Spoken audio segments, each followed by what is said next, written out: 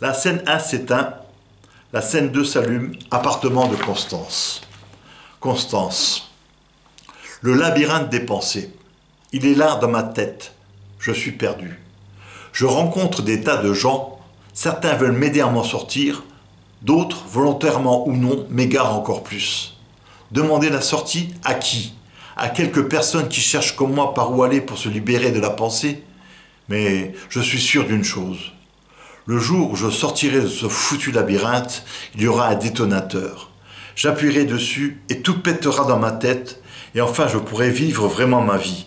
La vraie vie, quoi. Dès que l'on commence à penser, on est foutu. L'homme Christ est debout, il regarde par la fenêtre, il sourit à Constance. Constance, tiens, c'est nouveau ce sourire. Je vais t'appeler Lerciel.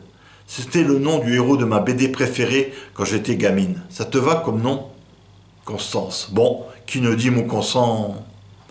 Lerciel pose les yeux sur une bouteille de whisky posée sur une table. Constance. Ah, ça c'est du whisky, t'en veux? Ils boivent chacun leur tour à même la bouteille. Constance. Quand j'étais petite, ma mère m'emmenait souvent aux zoos. Moi, ce que j'aimais le plus, c'était les ours. On leur balançait des cacahuètes et à tous les coups les rattraper avec leur gueule. Ça me faisait marrer. Lerciel chante un air ressemblant à un chant indien. Constance tape dans ses mains pour l'accompagner, puis sous l'effet conjugué de la fatigue, de l'alcool et sous l'hypnose de Lerciel, elle s'écroule. Lerciel la porte dans son lit. Le rideau se ferme. Le rideau se lève sur la scène 2, c'est toujours l'appartement de Constance. Philibert et Anselme pénètrent dans la pièce. Constance est dans son lit, elle pousse des râlements. Lerciel a disparu. Philibert. Constance, qu'est-ce que tu as? C'est ce type, qu'est-ce qu'il t'a fait? Constance à moitié endormie. Il a chanté. Anselme, après avoir inspecté les autres pièces. Il n'est plus là.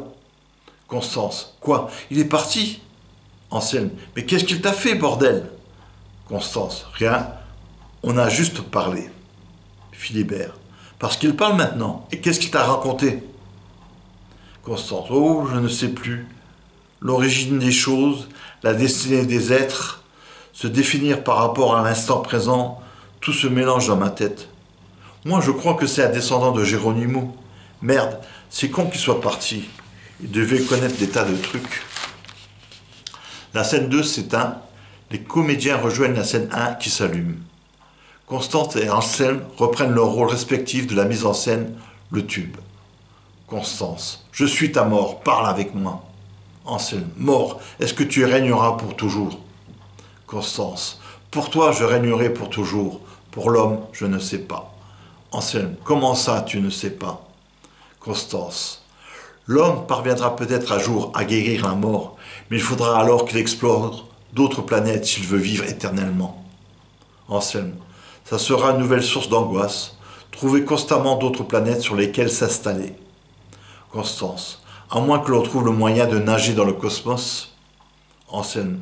Après tout, c'est peut-être à ça que sert l'infini dans l'espace, pouvoir accueillir sans cesse de nouveaux occupants. Constance. Oh oui, nager dans l'infini sans craindre la mort. Anselme. Mais avant d'en arriver là, il faudra beaucoup de chemin. Constance. Qu'importe, nous y arriverons, j'en suis sûr. Anselme. Intuition féminine? Constance. Appelle cela comme tu veux.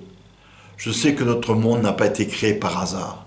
Il y a une signification à tout ceci. Anselme. La signification se nomme peut-être Dieu. Constance. Dieu, c'est nous.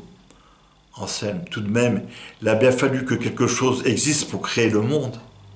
Constance. L'esprit de vacuité. Anselme. Autrement dit, le vide. Constance. Eh oui, c'est l'éternelle question. Pourquoi existe-t-il quelque chose plutôt que rien? Anselme.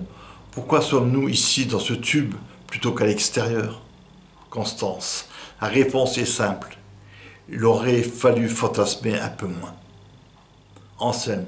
Comment ne pas fantasmer devant une aussi belle créature? Constance. La beauté est éphémère. On ne te l'a jamais appris cela? Anselme. Ah, on se dit tu? Constance. Au point où on en est. Finalement, je prendrais bien du champagne. Anselme. À la bonne heure. Anselme tape dans ses mains. Une bouteille de champagne descend du haut du tube. Anselme s'en empare, débouche la bouteille. 2 coupes de champagne descendent. Anselme les prend, les remplit.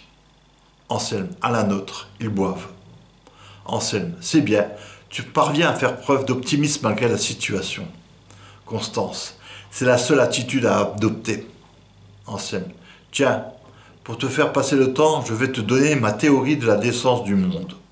Au début, le Dieu unique se scindait en deux afin d'avoir un esprit critique vis-à-vis de lui-même. Puis les 2 parties divines inventèrent un jeu. Celui qui fera le plus d'adeptes gagnera. C'est dans ce but qu'ils ont créé la Terre et les hommes.